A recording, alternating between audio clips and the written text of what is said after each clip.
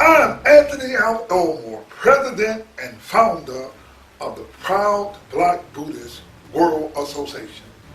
We are the Black Buddhist voice in America. Today I bring you another exciting and historical Black Buddhist lecture. Please understand that Buddhist history is Black history. My lecture today is Genesis, a Buddhist story that was copied in the Bible. White racism destroyed the Black Buddhist history. Black preachers teach the unenlightened racist version of Genesis. Today, we'll give you the Black Buddhist enlightened version of Genesis.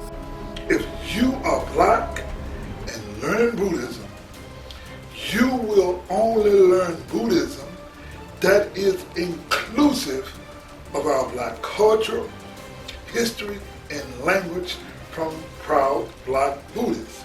Please understand that it was over 1,000 years after the death of the Buddha that Buddhism made it to China. And it was another 400 years that Buddhism made it to Japan. Now,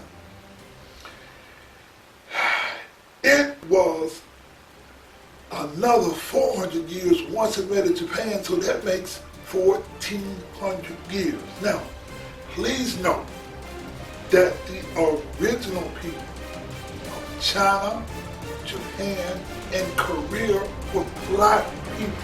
Please understand that this history has not been told, but the lighter-skinned Asians killed the Black people just like the race in America of the Native Americans was almost annihilated. Now, let me make one thing clear about the Buddhist religion. In the 1st century A.D., racism entered the Buddhist religion. This is the time in history whereas the culture, history, and language of Buddhism was changed. And this is when our world was introduced to racism. Please understand, or look up the word, it's called the Shaka era. The word Shaka means foreigner in the language of Sanskrit. Now, the foreigner was King Kanishka. He was a Kushan king. The Kushans ruled Afghanistan and they later came to rule India. When you look at the Kushan King Kanishka, you will find that this is the time of our history where Buddhism was separated by race, culture, and language. It was King Kanishka and Ashvaghosha who created a new Buddhism. This new Buddhism was called Mahayana Buddhism. Mahayana Buddhism is characterized by the Sanskrit language, and this is the time that they had the Second, Fourth Buddhist Council, where they extricated all Black Buddhist history, culture, and language. Now, please understand that the Buddhist religion was, to this very day, we African Americans do not know our Black Buddhist history and the history of the Nagas. Let me give you a quick Black Buddhist lesson. Please Google the word Naga Sudan. What is going to come up is a region in Africa called Nubia. When you study the history of Nubia, we come to the kingdom of Kush. When you study the kingdom of Kush, we come to its capital called Muro. You will not believe Anthony Elmore, but some of you might believe the father of history, whose name was Herodotus, who writes, quote, Muro was the cradle of the gymnosophists. The word gym means naked and sophist means philosopher. People of that time were not called Buddhists, but they were called gymnosophists. Please view the Apodemic Temple. This is a Buddhist temple where we find the snake emerging from the lotus flower. We see the lion head. This is an edict of Asoka. Now, what I want you to make a note of is the snake or the dragon. We must understand that the snake is called a Naga. Please understand that African people or black people in ancient times were called Kushites, Ethiopians, Nubians, and Nagas. Now, in Africa, they are called Nubian. In the Bible, they are called Kush or Kushites. Now, please understand that it was the father of history, Herodotus, who writes, quote, Herodotus speaks of Muro as the cradle of the Gymnosophists or Buddhists. Higgins writes, quote, we see here that the followers of Buddha are called Gymnosophists. It has been observed that Miro of Ethiopia was Muru. This is confirmed by the observation of Heliodorus. The priests of Muro were of a humane character and were called Gymnosophists. Now, this is what Herodotus writes about Ethiopia. Quote, and upon his return to Greece, they gathered around and asked, tell us about the great land of blacks called Ethiopia. And Herodotus said, quote, there are two great Ethiopian nations. One is Sin, that's India, and the other is Egypt. That's Dorius, Greek historian, 100 BC. See, what black people must understand that the people of Africa in India were the same black people. Some were Negroid with coarse hair, wide nose, and we have the proto-astroloid, dark skin, straight hair, keen features. There are two things we want you to learn. These Ethiopians were black and Buddhist. There was an Ethiopian general who came to India from Africa. They named the river Ganges after him. The Africans in India were Buddhists and they were called Nagas. Now, let us move to the kingdom of Magadha. So you are clear, people of Magadha came from the Indus Valley civilization. There is no archaeological, anthropological, genetic science, literary science, or any people coming to the Indus Valley called white people. The reason that we make this point is because black history is Buddhist history. There was no such thing as a white Buddha until A.D. when the white King Kanishka changed the Buddha from black to white. We see this in the Gandhara carvings when the Buddha was made to look Greek. Where I'm trying to take you is to the Naga. The people of ancient India were called Naga. The Buddha comes from the Magadha kingdom, and the kingdom was founded by Su Naga. The word Naga means snake or dragon. Naga is the symbol or the logo of the Buddha, a Buddhist. The word Naga means black people.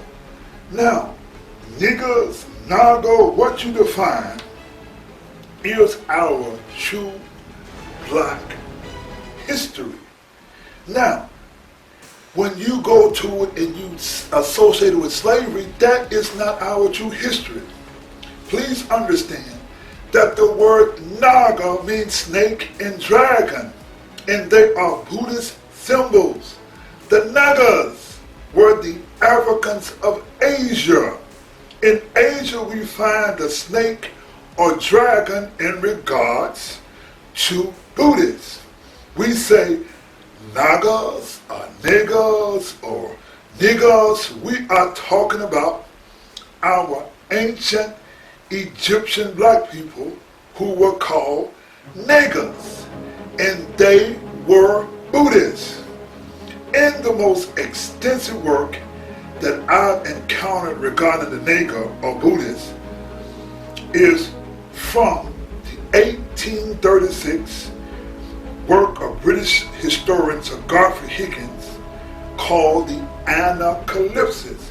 Many white races and Asians mislead you regarding the Nagas, and they explain that Nagas worship the snake. Godfrey Higgins explained that the first representation or logo of the Buddhist religion was the Naga or the snake.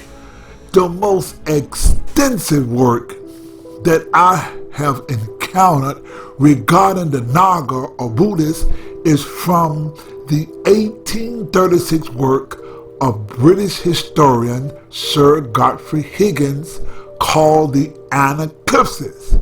Many white races and Asians will mislead you regarding the Nagas and explain that the Nagas worship the snake. You see, Godfrey Higgins explains that the first representation or logo of the Buddhist religion was the Naga or snake. This is how Godfrey Higgins explains it.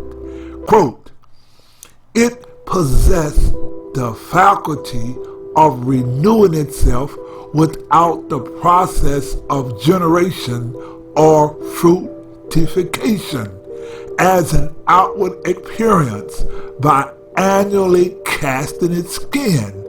This annual renewal made it emblematical of the sun or the year. Thus, we see all the refined allegories rise out of one another almost without end, generally to outward appearance absurd, but when understood often beautiful. I think that no unprejudiced person reading Genesis would ever suspect that the serpent, their name, was the evil principle or the devil. The literal meaning of the text in context, in fact, falsifies any such idea, and yet almost all Christian priests choosing to have recourse to allegory to serve their own purpose, though they never cease abusing those who teach that the book is an allegory, maintain that a real devil or an evil principle is meant, and that by text merely a common serpent is not literally to be understood. The fact is, they have among them the tradition of its true oriental meaning, but how to explain it if they know not, unquote. You see, when it comes to the Buddhist religion, even black Christian ministers mislead black people about Buddhism and our Black Buddhist history. The book of Genesis and the Bible comes from Buddhist teachings. However, both black and white people mislead us regarding the Naga or the snake. See, the Nagas wrote the book of Genesis, or the Nagas or the Buddhists. This is what Godfrey Higgins writes about the subject. Quote, Mr. Franklin says, quote, another striking instance is recorded by the very intelligent traveler Wilson regarding the representation of the fall of our parents sculptured in the magnificent temple of Istanbul in Nubia. He says that a very exact representation of Adam and Eve in the Garden of Eden is to be seen in that cave, in that the serpent climbing the tree is especially delineated, and the whole subject of tempting of our first parents most accurately exhibited. How is the fact that the mythos of the second book of Genesis can be found in Nubia, probably 1,000 miles above Heliopolis, to be accounted for, except that it came from Upper Egypt with the first Buddhists or gymnosophists, unquote. You see, much of the Bible comes from Buddhist teachings. The whites in racism misinterpret Buddhist teachings by making the Naga or the snake and evil creature. See, the way they made black evil or the Buddhist evil by creating this snake as being the devil. See, the snake represents wisdom in Buddhism. We see the Naga represented in medicine. Look on the symbol of medicine and you will see the Naga of the snake. Let us give you a better explanation of the Naga as explained by Godfrey Higgins. Now, let's take this thing just a bit further. Now, this is what Higgins says. You see, this is from the Garden of Eden, explaining it from a Buddhist standpoint, or explaining Genesis from a Buddhist standpoint. Now, Godfrey Higgins writes, quote, by persuading Eve to eat the apple, he was the immediate cause of the propagation of the species that, without the opening of the eyes by which expression is meant, in fact, the exciting of the desire of procreation, the race of man would not have been multiplied, and that without its influence in making man in this respect wise, he would have forever continued in a state of unprolific thought, innocent ignorance, according to the allegory in Genesis. Little as it is understood,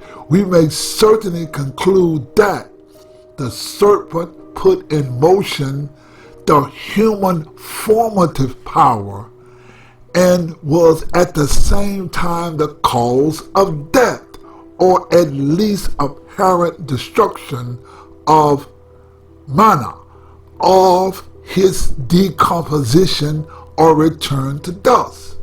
But I think the cobra was emblematic or something more than the destroying power. Buddha was the protagonist of, or first begotten, the first emanation of divine power, wisdom by whom and for whom all things were created. But the creature of all things was also the destroyer, and the Naga being the emblem of the destroyer, and destroyer being divine wisdom, it became also the emblem of divine wisdom. The serpent was more subtle than any beast of creation. That's Genesis, unquote. Now, Godfrey Higgins explains that Genesis was an allegory, but what you have is teachers who misinterpret this Buddhist story. See, as real, Buddhists deal with the law of cause and effect. The eating of the apple was the cause, and dying was the effect. Many religions teach of a devil to control and mislead people. See, our point here is to introduce you to the Buddhist teachings by introducing you to the Nagas, Nagas, Nagas, Nagas, please Google the word Kiro Nagas. This is the Ethiopian writings of the glory of King. Nagas, Nagas means king. Now, let me conclude this Buddhist lecture. I am standing in front of my Buddhist altar. Inside this altar is our object of veneration called the Gohanzan. A Gohanzan is a banner or propagation that represents the Lotus Sutra, the highest of the Buddhist teachings. Now, speaking of the word Nagas, we have Nagas on our object of worship. Let me show you.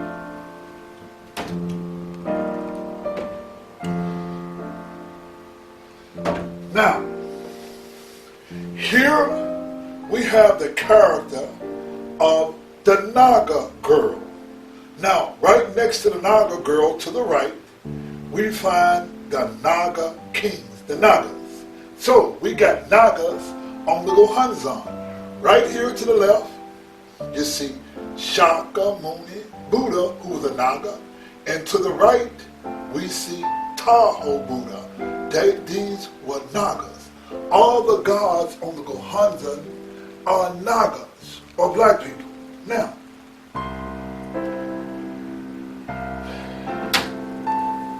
our ancestors were Nagas, and they were not slaves. They were kings. Just because someone calls you a word does not have to be your reality. I am a Naga, king of kings, and we Nagas are empowered by Buddhism. I am Anthony M. Elmore, President and Founder of the proud Black Buddhist World Association, bringing to you an exciting Buddhist lecture. Thank you very much.